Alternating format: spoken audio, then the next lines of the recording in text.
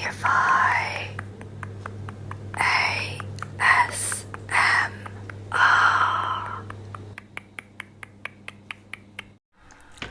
Welcome back to MademmyifyASMR, and welcome, of course, to another True Crime Tuesday. As promised, in the month of April, I will be telling you all about the Titanic. I know it's not strictly a true crime, but it's still it's something that interests me, and it's not a normal ASMR story time, so I thought I would include it as part of the True Crime Tuesday section. I'll be splitting it up into 3, possibly 4 parts. Part 1 is going to cover the construction of the Titanic and a little bit of history. And then part 2 will be the maiden voyage and the sinking of the Titanic, with part 3 kind of covering everything after. I'm just undecided as to whether the sinking will need to be broken up into 2 parts because there's a lot to cover in it, but we shall see. Anyway, without further ado, let's dive. Sorry, that was an unintentional, even though we're talking about the sea. Let's dive straight into the Titanic.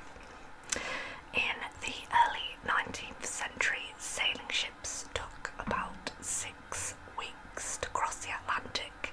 If the weather was bad, this could end up taking 14 weeks. This often led to passengers running short of food. In 1842, the British government passed laws that meant food had to be provided to passengers, though this was often of a very low quality. Outbreaks of disease were very common on these early passenger ships, as ship owners tried to cram as many people as possible into the ships to sail to America. In 1837, shipping companies began using steam-powered ships. The sailing cost was more expensive, but the journey time was much quicker. In 1838, the SS Great Western crossed the Atlantic in just 2 weeks. The building of the Great Western also laid the foundations for new shipbuilding techniques that would allow larger ships to be built. During this time, migration to America was also increasing enormously. I believe this was because America had not yet introduced any sort of income tax, so you could get more money. It soon became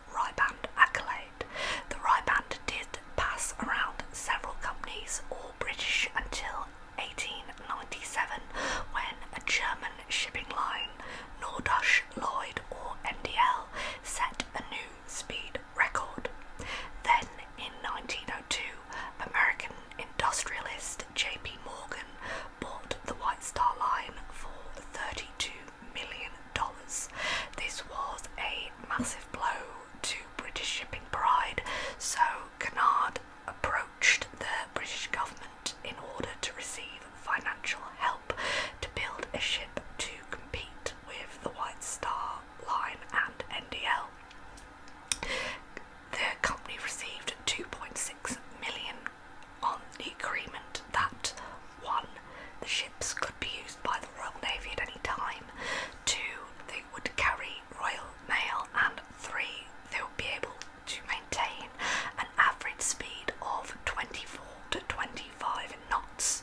In 1907, Cunard Line unveiled Lusitania and Mauretania, I think it is. These two ships brought the Blue Riband back to the company and to Great Britain.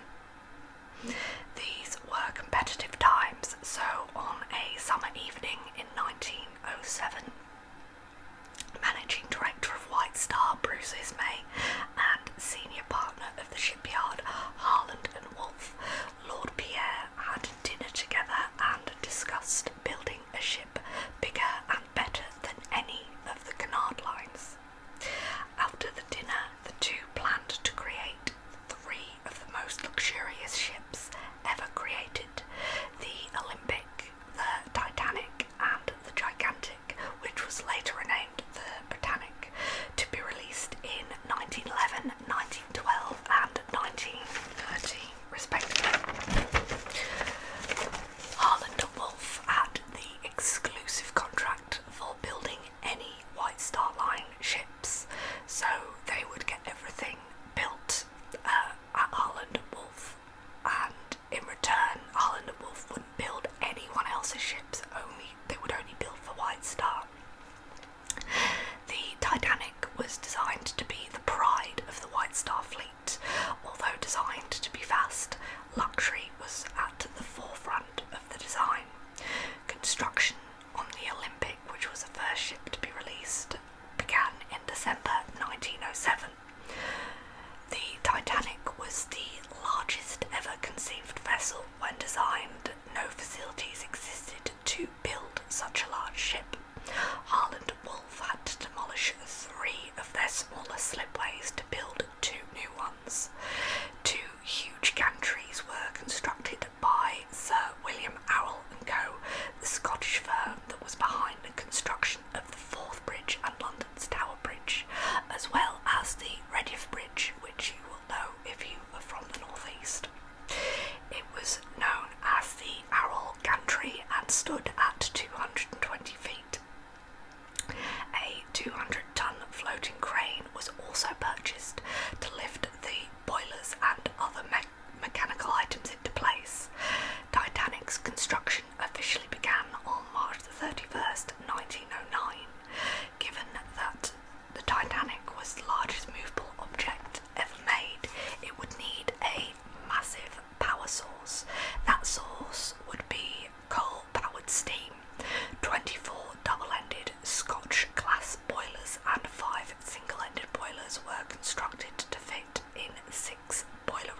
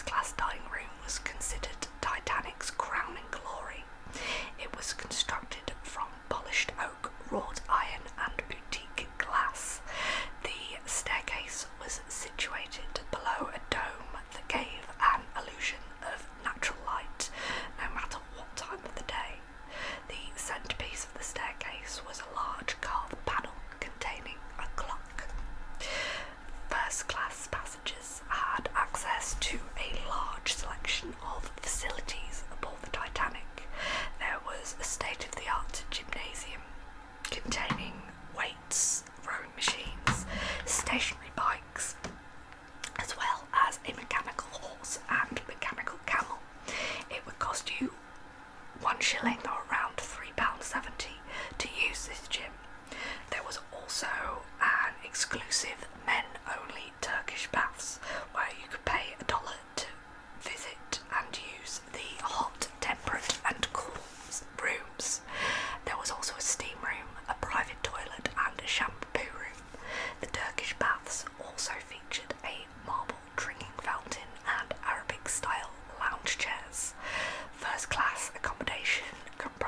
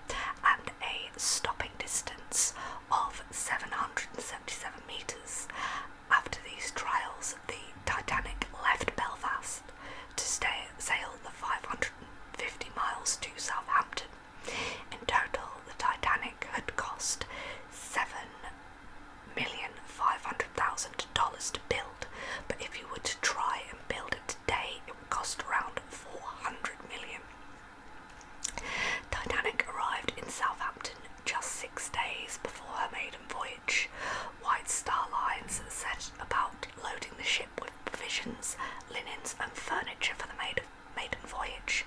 Staff were also quickly selected and trained. On April the 5th, the Titanic was opened briefly for viewing by those willing to pay. Captain Edward John Smith was chosen to captain the Titanic. He had actually previously been the captain of the Olympic and had been on the bridge when Olympic was involved in a collision with HMS Hawke, which should have been a sign really, but he was considered as a very experienced captain, and those high up at White Star Line favoured him. At 7:30 a.m. on the morning of April the 10th, 1912, Captain Smith boarded the ship for her maiden voyage. All crew were already on board, having spent the night aboard. At 9:30 a.m, the second and third class passengers began to board, followed by the first class passengers at 11:30 a.m. The price difference for those in first class compared to third class was massive. If you were lucky enough to get a parlour suite, it would set you back around £870 back then, which in today's money would be about £100,000, or £30, which would be 3,500 in today's money for a first class single berth. It would cost you £12 or £1,379 for second class, and £8, £625 for a third class cabin, and that £8 would be nearly a month's wages for a skilled labourer. The third class price was considered high for the time, but those in third class were nonetheless willing to pay to start a new life in America. If you were in third or steerage class on the Titanic, you were probably aboard to start a new life, rather than those in first and second class who maybe were going on holiday rather than just going to start a new life. At 12 p.m, Titanic cast off from Southampton docks, watched by excited crowds. Almost immediately, the Titanic almost struck the USMS New York that was moored up at the harbour due to the coal strike. Titanic missed the New York by just 4 feet, and the departure from Southampton was delayed by an hour. But after the short delay, Titanic began the short 84-mile journey to her first stop, which was Cherbourg in France. That's it for today and part 1. I hope to see you again next week for part 2. I forgot to mention at the start, I am posting this on both of my channels. I may do a little edit, post it